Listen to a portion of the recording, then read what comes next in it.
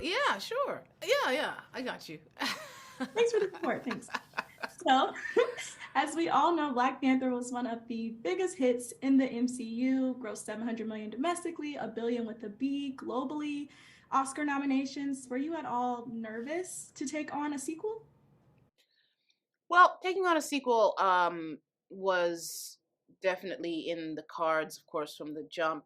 As we know, that's how things go. But the loss of our leader, our king, our brother Chadwick. We didn't. I didn't. I was too consumed with that to even think about the sequel component. But then, of course, when Ryan did say that he was very clear that that's what Chadwick would have wanted, it became very clear to me that, of course, it is.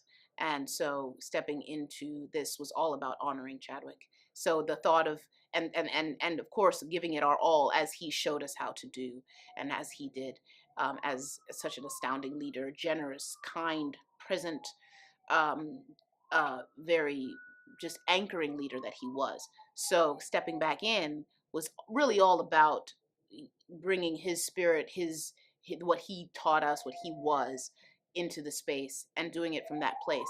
So thinking about like the billions or the those things, that couldn't be our focus. It just couldn't. We have to just give it our all, like he showed us to do in the first one, and pray that it honored all that he brought. I got to talk with the director, and he shared that he felt, for a brief moment, he didn't even know if he wanted to go on. So he decided, obviously, it would be easy not to go on, but what needed to be done was to continue with this film. On set, I'm sure, obviously, there was a lot of sadness, but was there anyone in particular that added a little bit of levity and kind of kept everyone motivated? I'd say we all did that for each other, definitely. We definitely all, thankfully, and it was a beautiful thing. We were all able to support each other, and be there, be present for one another at different times. Because grief is a very unpredictable thing. You actually just never know when it's going to hit you, what's going to hit you. I remember walking into the tribal council room where the throne is, and it was the exact same room, but the last time we'd been in there, it had been with Chadwick, and so that was the day I got very hit on set.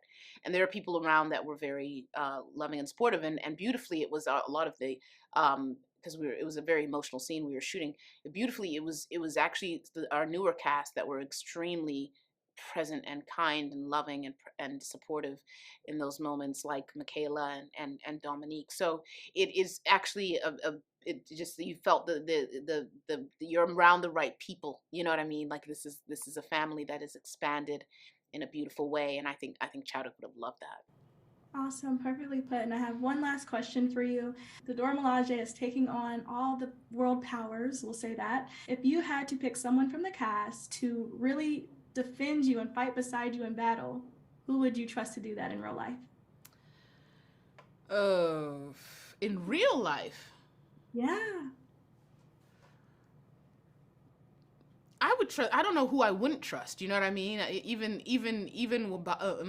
Mbaku will come through for you in a crunch. You know what I mean? So everybody comes through in a crunch. And kicks ass. So that I think there's just really no one I would not pick. You know what I mean?